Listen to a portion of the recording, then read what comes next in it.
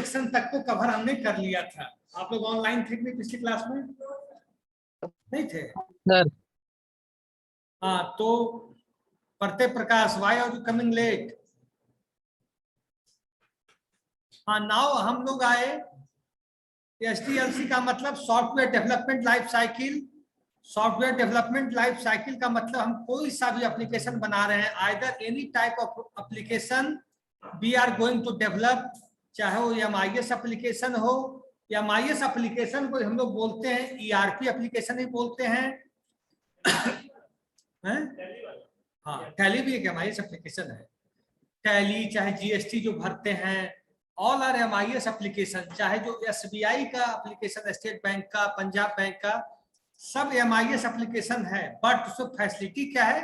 MIS application works on internet, means उसको हम लोग ईआरपी एप्लीकेशन भी बोल सकते हैं कि आप एक एप्लीकेशन है जो केवल सिस्टम में चल रहा है, उसको इंटरनेट से कोई जरूरत नहीं है कि आपका डेटा जो भी आप फिलअप किए, पॉपुलेट किए आपके सिस्टम के अंदर, एक है कि आपने उस एप्लीकेशन को इंटरनेट के थ्रू काम कर रहे हैं, इंटरनेट के थ्रू आप काम कर रहे हैं। मतलब आप डेटा ऑनलाइन भरते हैं तो मतलब ऑनलाइन मतलब ऑन द स्पॉट आपका डेटा फिलिंग हो रहा है। ऑफलाइन का मतलब केवल आपके सिस्टम में वो डेटा रखा हुआ है। तो एमआईएस एप्लीकेशन अगर इंटरनेट से जुड़ गया तो एमआईएस एप्लीकेशन इंटरनेट पे वर्क कर रहा है। अगर केवल सिंगल सिस्टम में काम कर रहा है तो आपके सिस्टम में वो काम केवल कर रहा है। तो आप जैसा बनाना चाहें। अब इम्प्लीमेंटेशन, मैंने साइड का सिस्टम एनालिसिस का डेवलपमेंट का 5 चीज हो गया। फर्स्ट रिकॉग्नाइजेशन ऑफ नीड हो गया, आप लोग पढ़ लिए। सेकंड फिजिबिलिटी स्टडी आपने पढ़ लिया। थर्ड एनालिसिस पढ़ लिया। फोर्थ डिजाइन पढ़ लिया। प्रीवियस क्लास में आपने कोडिंग पढ़ा था, कोडिंग एंड टेस्टिंग। आज हम लोग पढ़ेंगे इम्प्लीमेंटेशन। इम्प्लीमेंटेशन क्या होता है? What do mean by implementation?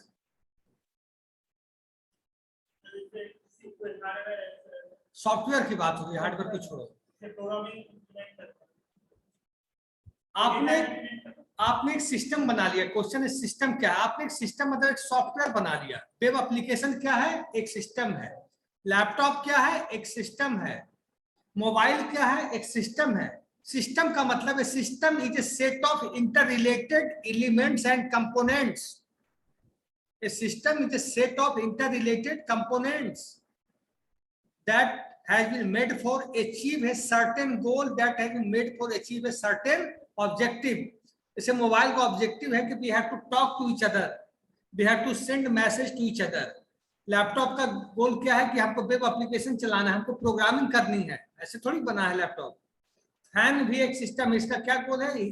Fan has to rotate and provide the air throughout the room, यही काम है। AC is also system. तो जो चीजें हैं एमआईएस में क्या एक सिस्टम है। आपके पास सॉफ्टवेयर बन के चला आया, मान लीजिए आपके पास एमआईएस एप्लीकेशन बन के चला आया, तो क्या आप उसको, अगर आप कंप्यूटर के बारे में आपको ज्यादा जानकारी नहीं है तो क्या आप उस एप्लीकेशन को चला पाओगे? तो you have to give training. कोई सॉफ्टवेयर डेवलप करता है तो उसके लिए ट्रेनिंग दी जाती है कंपनी में जाके कि मान लीजिए ये सॉफ्टवेयर पे 50 बंदे काम करेंगे या 25 बंदे काम करेंगे या 5 बंदे काम करेंगे, तो सबको ट्रेनिंग दी जाती है कि ये सॉफ्टवेयर ऐसे ऐसे काम करता है। और इम्प्लीमेंटेशन का एक चीज और हुआ, एक पोर्शन होता है डिप्लॉयमेंट। डिप्लॉयमेंट क्या होता है? कोई ऑनलाइन स्टूडेंट बताएगा? ऑनलाइन स्टूडेंट पढ़ते हैं? अनीशा, माही, गौरव, ऋतिक। डिप्लॉयमेंट,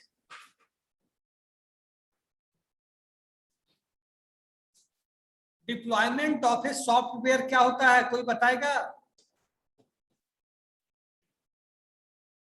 अनीशा, तुम लोग भी बताओ। कर सकते हो थोड़ा सा, आप लोग बताइए। क्या नाम है आपका? प्रिया। आपका? कोमल। आपका? अंकुर। तो बताइए तीनों में कौन बताएगा? डिप्लॉयमेंट का मतलब हुआ, सुन लो ध्यान से, हमने एक एप्लीकेशन डेवलप किया, सॉफ्टवेयर कंपनी में आपका एप्लीकेशन रेडी हो गया।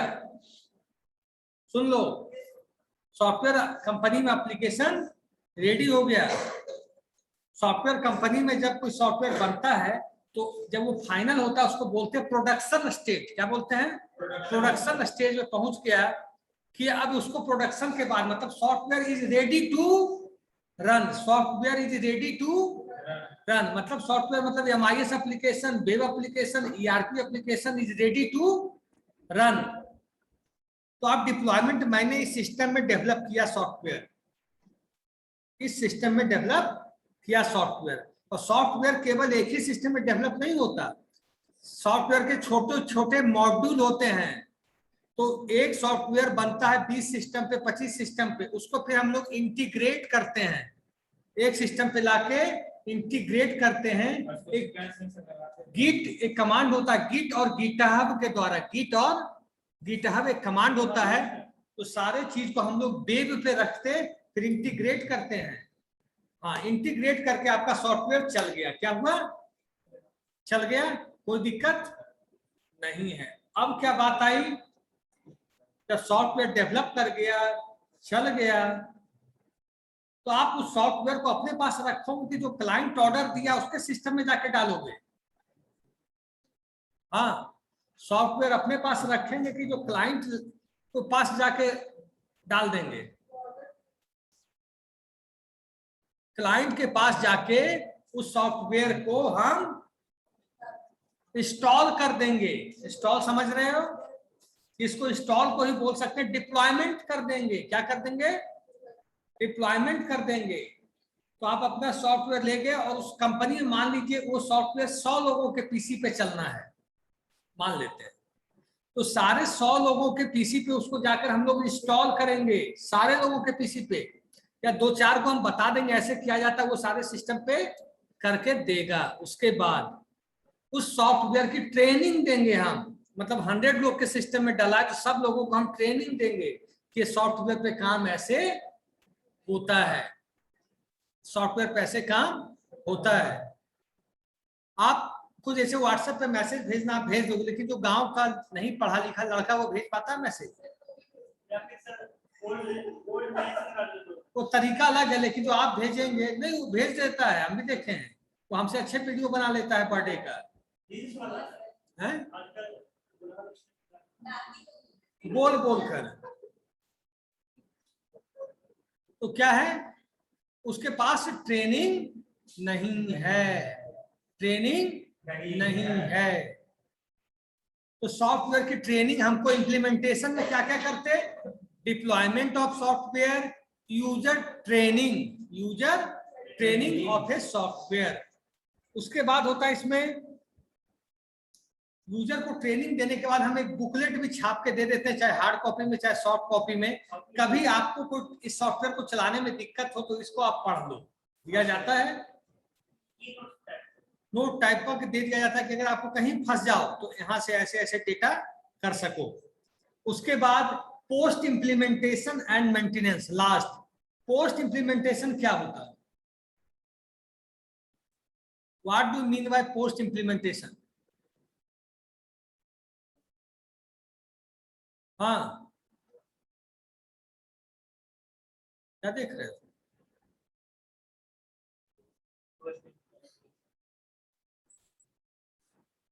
देख रहे हो उधर, आप बोल रहे हो उधर। पोस्ट इंप्लीमेंटेशन क्या होता है? आप लोगों ने सुना होगा दो चीज, on site warranty end of site warranty. ये क्या होता है? What is difference between on site मतलब ऑफ साइट ऑन साइट मतलब सर एक होता है जो लेके हम लोग जाते हैं, एक होता है जो कॉल करने के बाद उसका सर्विसमैन आता है वो बताता है। तो ऑन साइट कौन सा है, ऑफ साइट कौन सा है?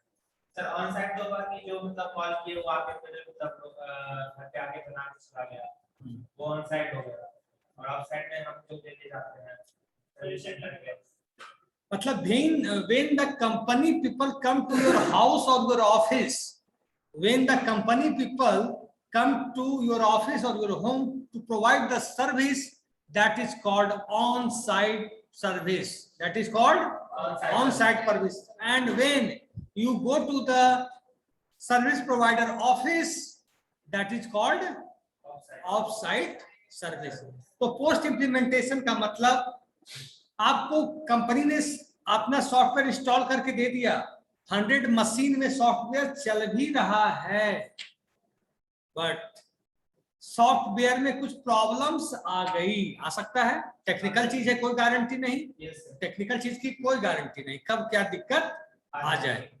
तो उसके बाद if people come to resolve that issue in your office, that is on site, और अगर आपको पीसी लेके या अपने इक्विपमेंट को लेके जाना पड़ता है कंपनी सर्विस प्रोवाइडर के ऑफिस में, that is of site warranty. आज आप लोग जान लीजिए, इंडिया की जितनी कंपनी चल रही है, इंफोसिस, टीसीएस, सब केवल सर्विस बेस्ड इंडस्ट्री है। क्या है?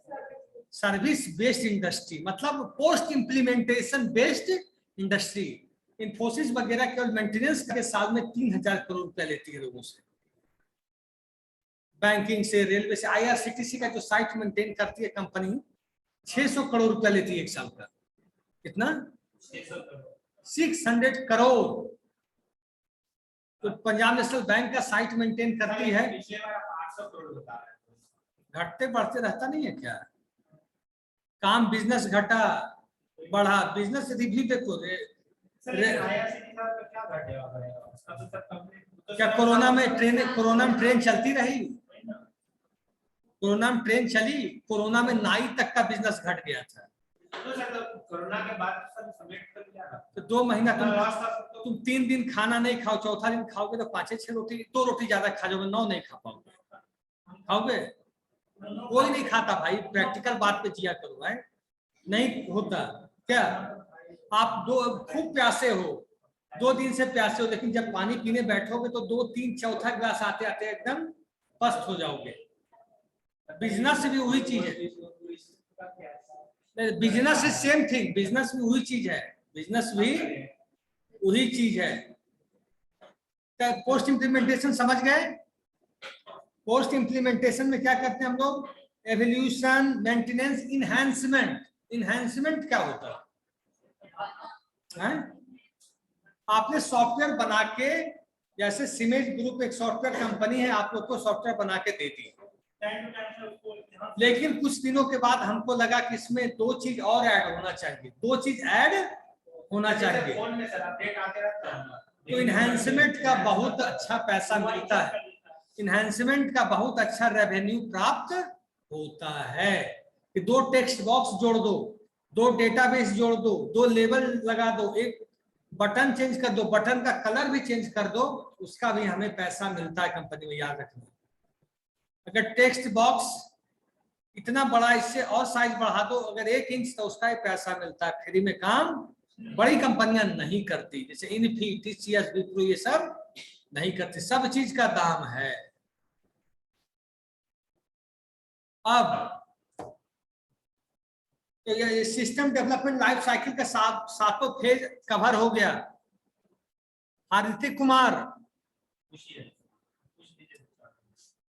ऋतिक कुमार,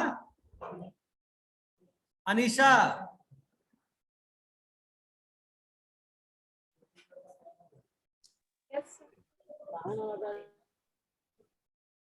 करते प्रकाश, सब लोग घर जाके बैठ गए हो, कम से कम रिस्पॉन्स तो किया करो।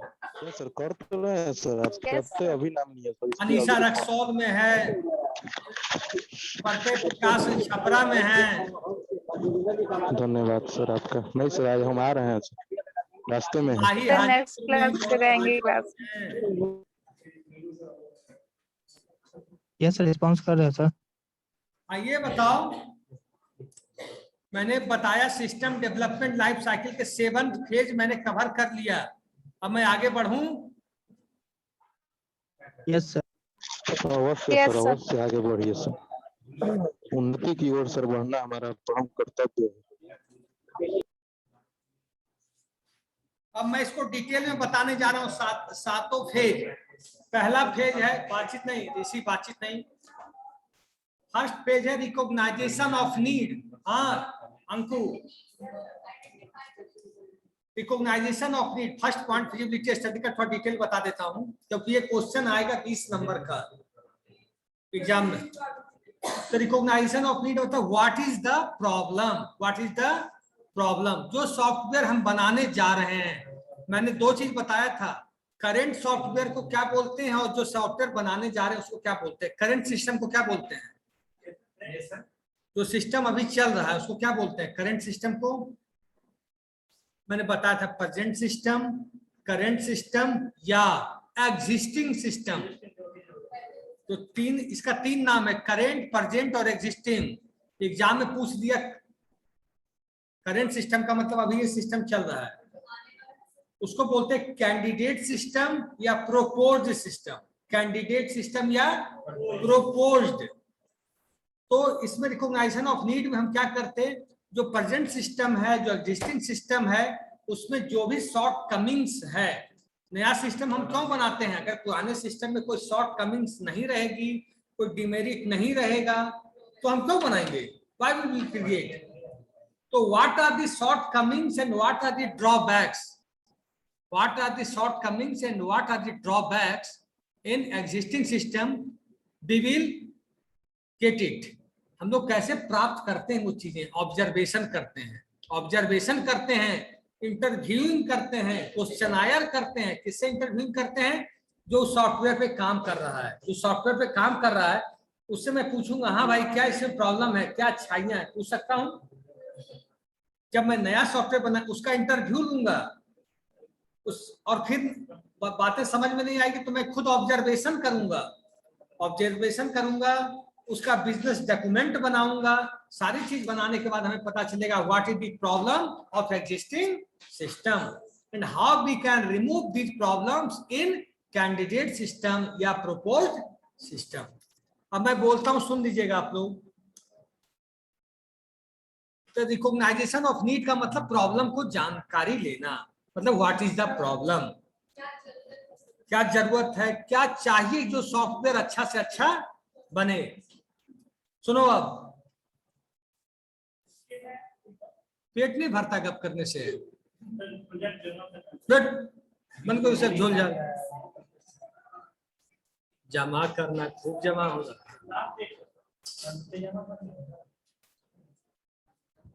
किनका है ये प्रोजेक्ट, सारे हैंगे ने तुम लिखे जा रहे हो। कल कर देना, नीतीश राज नहीं आए तो कल कर देना ना। हाँ सुनो,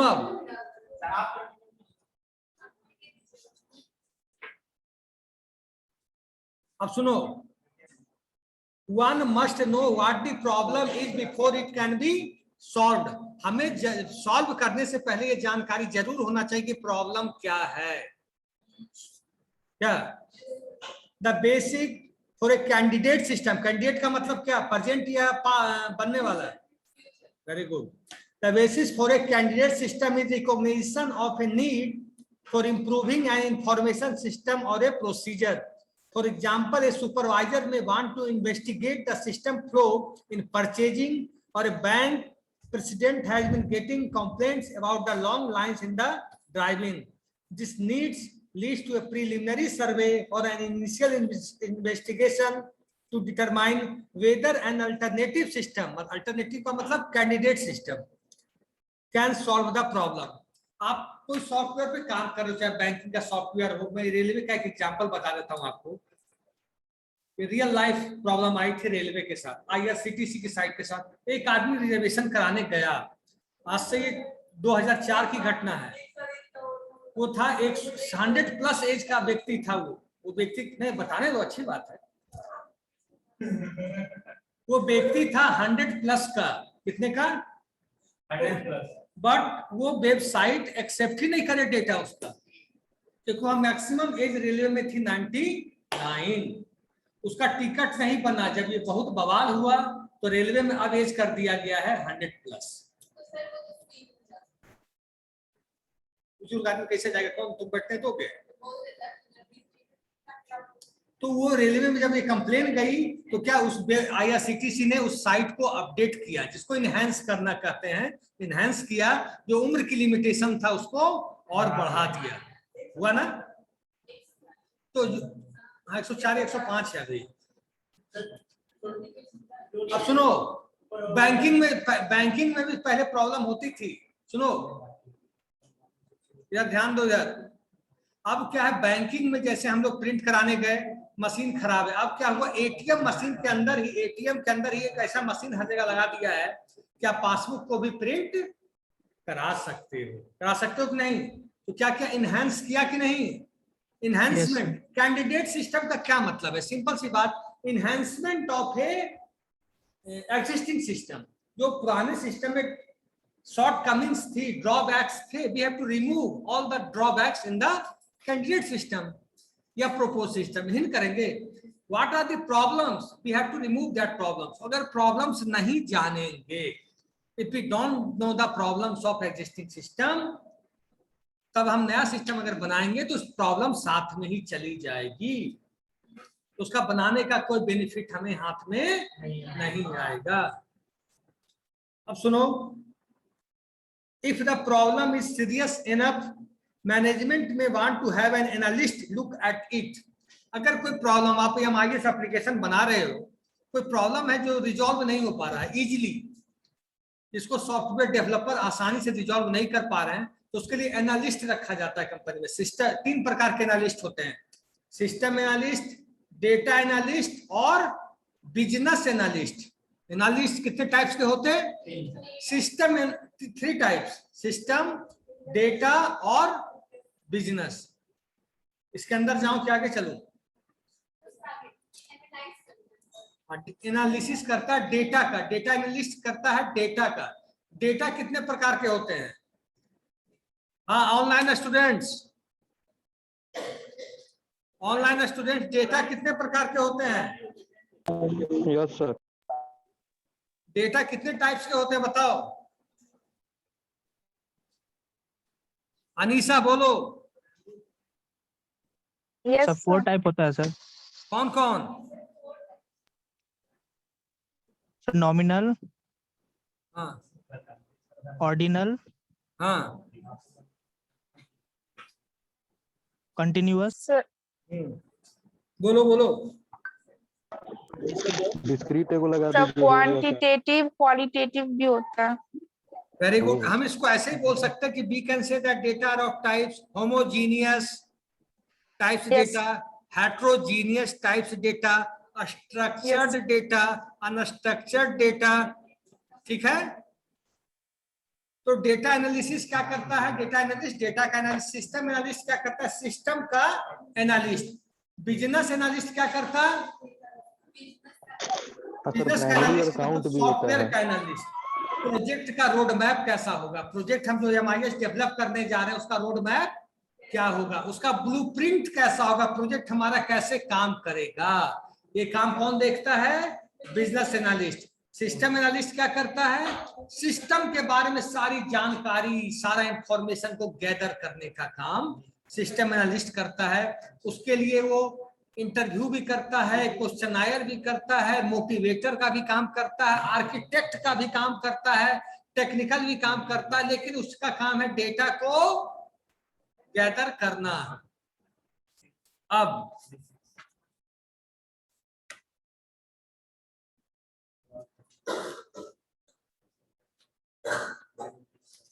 सेकंड है फिजिबिलिटी स्टडी। ध्यान देना, सेकंड क्या है? Feasibility study. फिजिबिलिटी स्टडी में क्या होता है कि हम उसके बारे में स्टडी करते हैं। बेसिकली 3-4 टाइप्स का होता है, इकोनॉमिकली, टेक्निकली, बिहेवियरली, लीगल, और एक कॉस्ट बेनिफिट एनालिसिस। कि जब हम सॉफ्टवेयर बनाने जा रहे हैं, इकोनॉमिकली हमने उस ऑर्डर लिया 10 करोड़ का, तो वो इकोनॉमिकली सूट कर रहा है या नहीं? टेक्निकली मतलब तो सॉफ्टवेयर ढंग से काम कर रहा है या नहीं? कॉस्ट बेनिफिट मतलब पैसे के लिमिटेशन के अंदर काम हो रहा है या नहीं? तो BBA वाले अच्छे से लिख लोगे एग्जाम में। सुनो, depending on the results of the initial investigation, the survey is expanded to a more detailed feasibility study. A feasibility study is a test of a system proposal according to its workability. एक system proposal हम लोग develop करते हैं। जब software हम develop करने जा रहे हैं तो क्लाइंट ने कहा कि ऐसा ऐसा सॉफ्टवेयर हमें चाहिए, तो आप कहोगे कि ऐसा ऐसा चाहिए, ऐसा डेटा फ्लो चाहिए, ऐसा डीएफडी चाहिए, ऐसा ईआर डायग्राम चाहिए, ऐसा डेटा डिक्शनरी चाहिए, सब कुछ चाहिए मुझे, डेटा फ्लो डायग्राम। तो फिर कंपनी क्या करती है, प्रपोजल तैयार करती है कि इस काम को हम करेंगे तो हम इतना पैसा चार्ज करेंगे। कैसे चार्ज होता, इसमें कितना ह्यूमन रिसोर्स लगेगा, कितना क्या लगेगा, ह्यूमन रिसोर्स, कितना इलेक्ट्रिसिटी लगेगा, कितना मिसलेनियस कॉस्ट आएगा, सारे कॉस्ट को जोड़ के हम क्लाइंट के सामने रखते हैं कि भाई इतना खर्च ही होगा हमारा। ठीक है,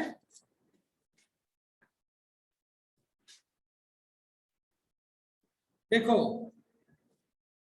इसमें व्हाट आर दी, सुन लेना, what are the users demonstrable needs and how does a candidate system meet them. Users चाहता क्या है, यूजर्स चाहता क्या है, और जो कैंडिडेट सिस्टम हम बनाने जा रहे हैं वो यूजर के रिक्वायरमेंट को, यूजर के बिलिंग्स को कैसे फुलफिल कर सकता है। Second, what resources are available for given candidate system. क्या रिसोर्सेज अवेलेबल हैं, क्या रिसोर्सेज अवेलेबल हैं कैंडिडेट सिस्टम के लिए, और जो रिसोर्सेज अवेलेबल हैं वो जो प्रॉब्लम है उसको दूर कर पाएंगे या नहीं कर पाएंगे। Third, what are the likely impacts of the candidate system on the organisation, what will does it fit within the organisation master MIS plan. अब सुनो, फिजिबिलिटी जो कंसिडरेशन होता मैंने अभी बताया था, फर्स्ट होता इकोनॉमिकल। इकोनॉमिकल का मतलब व्हाट एवर दी, जो हमने पार्टी से, क्लाइंट से जो पैसा लिया है उसके अंदर काम होगा या नहीं। अगर मान लीजिए कोई प्रोजेक्ट 10 करोड़ का है और उसको बनाने में 12 करोड़ खर्च हो जाए तो प्रोजेक्ट इकोनॉमिकली माना जाएगा, तो लॉस हो गई कंपनी के लिए। तो जो इकोनॉमिकली जो फंड है उसी के अंदर उस प्रोजेक्ट का डेवलपमेंट हो जाना चाहिए। Economic analysis is the most frequently used method for evaluating the effectiveness of the candidate system. जो सिस्टम हम बनाने जा रहे हैं इकोनॉमिकली कितना वर्थवाइल है। More commonly known as cost benefit analysis. Cost benefit analysis निकाला जाता। इसमें सोचो, कॉस्ट बेनिफिट एनालिसिस में हम लोग क्या क्या निकालते हैं।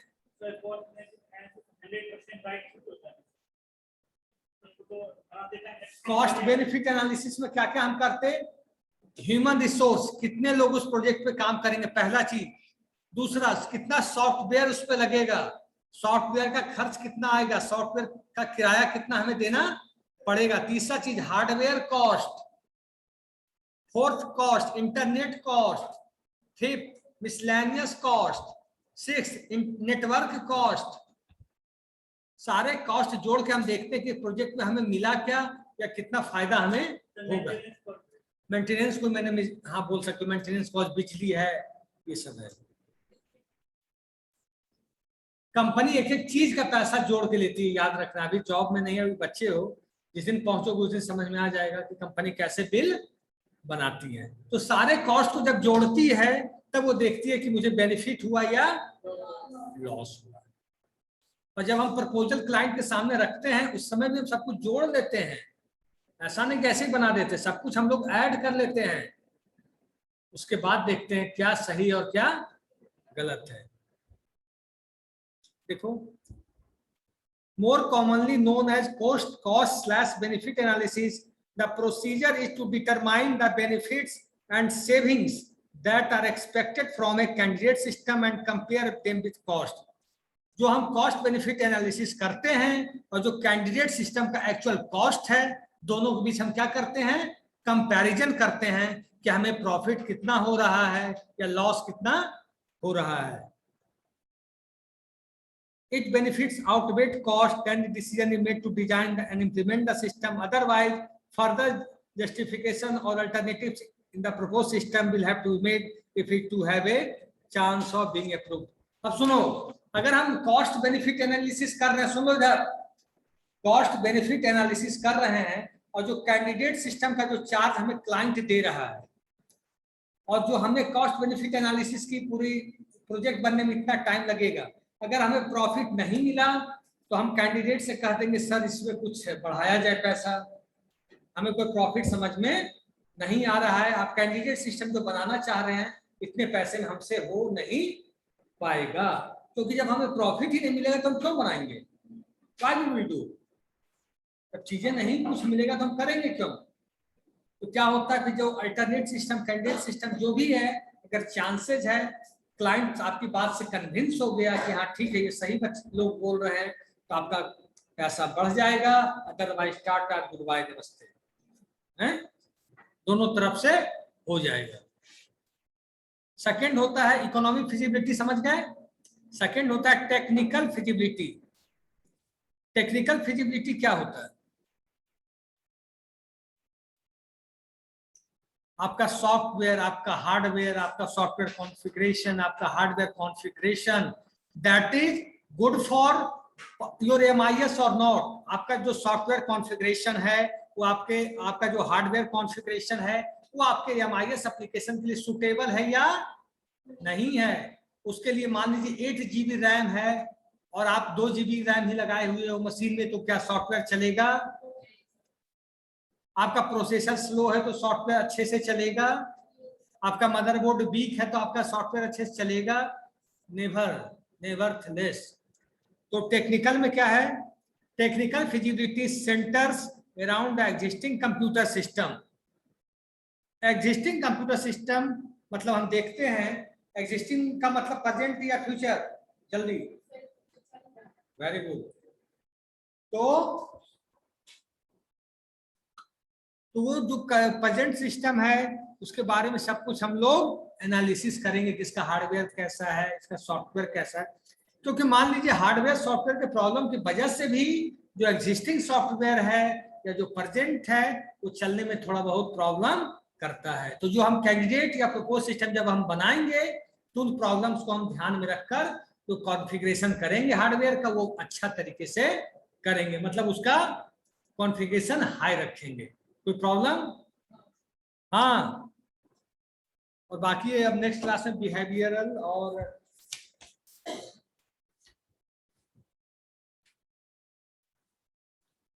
प्रत्यय प्रकाश।